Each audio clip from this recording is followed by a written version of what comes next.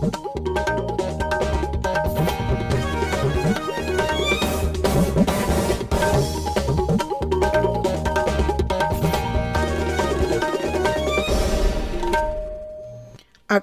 Imphal Nayani Devi na pau pajari ahan bada maru ay pau laibak asina hayeng humfudra taruk suba ningtam numit palan pangthok na ba sem sare palan thauram asigi mari laina na Rashtrapati Draupadi Murmu na ngasi laibak asigi miyam da wangangani laibak ining tamba amadi amataw obegi paujel puba Raja Police na sinba bike rally ani Mukhyamantri Nongthombam Biren Singna Imphal ge hapta kangjebung dagi lamthakre Manipur dangarang mioi tarani thoinong na COVID-19 positive oiki anaba mioi angkhayum doi naba paki pagaloina na haujik active case sama marphum doi leiri amasung ngaksel mantri Rajnath Singna hairi leibak asigi apunbagi saktam amadi ningkhatam bada singnarakpa khudingmak mayok nanaba sarkarna akanba thabak paikhatle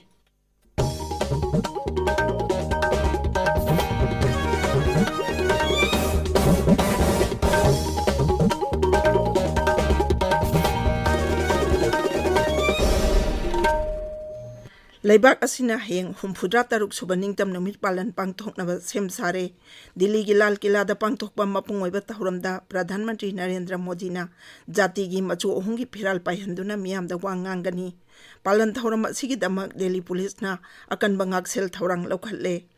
humfudra taruk suba ningtam numit thawrangwa mari leina na Rashtrapati Draupadi Murmu na ngasi laibak asigi miyam da wangangani Rashtrapati na miyam da Lebang miyam da piba warol Akasbani amasung Doordarshan gi channel punamakta numidang pung 8 tagi sandoktuna tahanjagani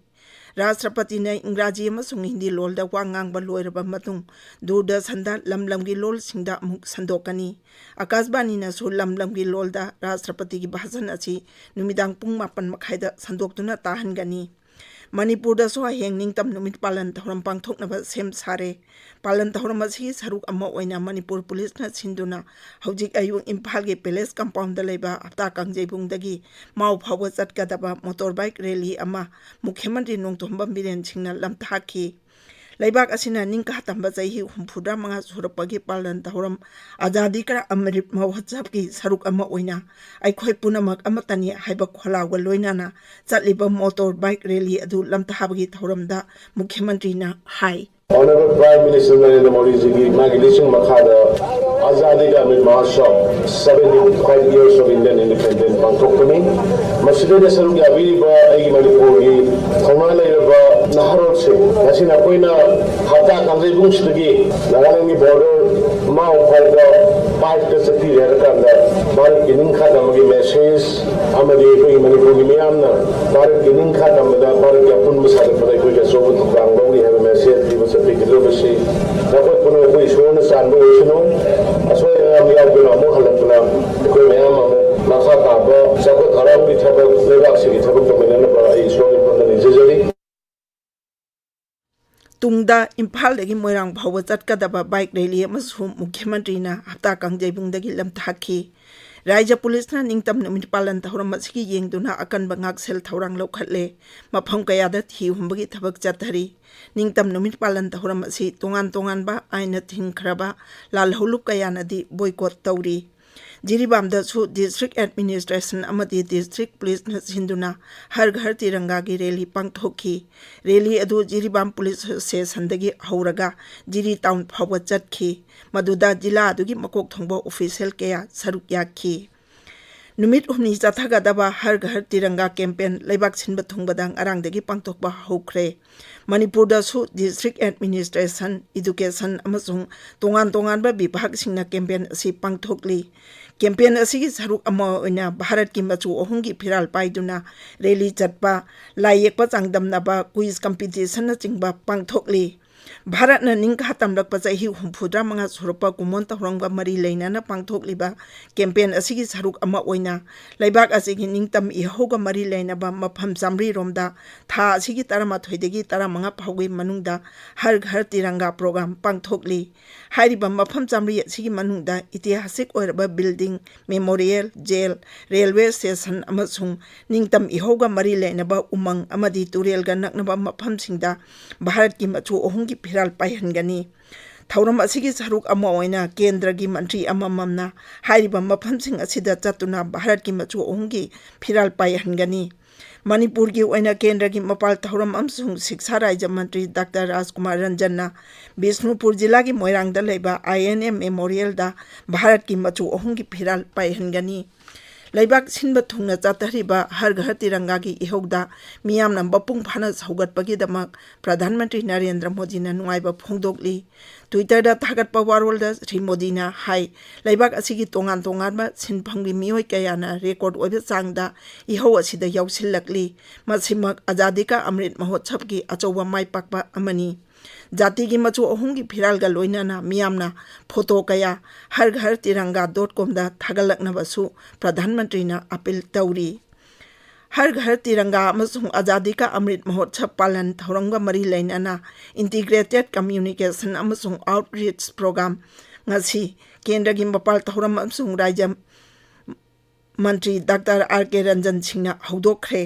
केंद्र सरकार की information अमसुंग broadcasting मंत्रालय central bureau of communication regional office Imphal इनबा थौरम अदुदा social welfare director Ngangom Uttam Singh अमसुंग PIB Imphal की director इंगम पामे सरुक याखी थौरंगा मरी लेना मंत्रीना पार्टीशन हॉरर्स रिमेम्बरेंस डे गा मरी लेनबा वीडियो अमा पुथोखी भारत पाकिस्तान खाइदोकपदा अवाबा अमसुंग मिसिमन्या कया थोखिबा तौदोक अदुबु निंगसिंगदुना चही खुदिंगी ऑगस्ट 13 असि पार्टीशन हॉरर्स रिमेम्बरेंस डे हाइना पांगथोकली ताबिरिबा पाव असि आकाशवाणी इम्फालदगिनी मणिपुर नरंग मियोय 12 नौना COVID-19 पॉजिटिव ओइखी अनाबा मियोय 51 नाबा फगिबगा लोइनाना हौजिक एक्टिव केस सामा मरफुमदोय लेरी पॉजिटिव ओइबा अपुनमा मसिंग लाख अमली सिंग 138 चांगवा सुमना अनि सुरे मसिगी मनुंगदा मियोय लिसिंग अनि चामनि फुमदोय लेखिद्रे हौजिक फावदा मियोय लाख अमली सिंग 138 चाम 63 नाबा फखरे नाबा फबगी चांग चादा मरफुद्रानि 5.3 Manipur ngarang phawada covid vaccine dose la 138,943 kunthataret kapkhre maji manungda ahanba dose da lakh 13,000 kulumdoi hena amasung ani suba dose da lakh 13,000 hena yauri aduga precaution dose na lakh 2,938 kapkhre ngaksel मंत्री राजनाथ सिंह हाइरी लेबाक असिगी अपुनबगी सक्तम अमदि निंखा तंबदा सिंगनारक खुदिंगमक मायोकनानबा अकनबा ngaksel थौरांग सरकारना पाइखले प्रधानमंत्री नरेंद्र मोदी की लमजिंग मखादा सरकार असिना मियामदा सोयंगाम थोकहंदबा हाइबसिदा अखनबा मियंग जंगली अमसुंग लेबाकी शांति अमदि नुंगसी जानबा पिबमदा सिंगनारक खुदिंगमक चपचाबा पाखुम पिगनी हाइनसु महांगना फुंगदोखी मंत्री ना हाई लेबाक असिगी लानमी सिंगदा ख्वाइदगी नौबा मखलगी खुसु खुलाई सिंग पीरे अमसुंग मखोइना लेबाकी स्वार्थ ngakbaga loinana singnarapa khudingmang mayoknanaba sem saduna leiri Shri Rajnath ngarang Rajasthan की जोधपुर दा सकनाइरबा मरवारी निंगतम लानमी वीर दुर्गादास राठौर की मूर्ति अमा माइखुम हांगदोखी लानमी की मपांगल हेना कनखत हन्नबगी दमा ngaksel की खुजुखुलाई सिंग मिरम की मपाल तांगदना लेबाक असिदा साजाबगी तंगाई फदवा दु पल्लदुना ngaksel मंत्री ना हाई आत्मनिर्भर भारत अभियान की मखादा लेबाक असिना मसागी ओइबा कुसु खुलाई सिंग साजनबा अमसुंग आर्म फोर्सेस सिंगी प्लेटफॉर्म अम सेंगवटनबा ngaksel मंत्रालयना अकनबा थबक पाइखतली ngaksel मंत्री ना हाई हौखिबा चही खरा असिदा सरकारना तोंगान थौरांग कया पाइखतपदगी ngaksel की फुलम सिंग अपांदा थादोकबा मालेंगबी लेबाक 15 की मनुंगदा भारत सु यावबा ngamle महांगना हाई लिसिंग अनि 19 फावदा भारतना मसागी ओइबा खुसु खुलाई सिंग साजबा ngambata natana marup mapang oiriba miramgi leiba kayagi apambasing adusu piba ngamlagani aroibada maruoiba pau amu hana leibak asina heng humfuda taruk subaning tam numit palan pangthoknaba sem sare palan thauram asiga mari leinana rashtrapati Draupadi Murmu na ngasi leibak asigi miyamda wangangani लेबा के निंग तंबा अमदे अमतौ ओइबगी पाउजेल पुबा राज्य police सिनबा bike rally अनि मुख्यमंत्री नोंथोंबम villain सिंहना Imphal के हप्ता कांगजेपुंगदगी लमथाखरे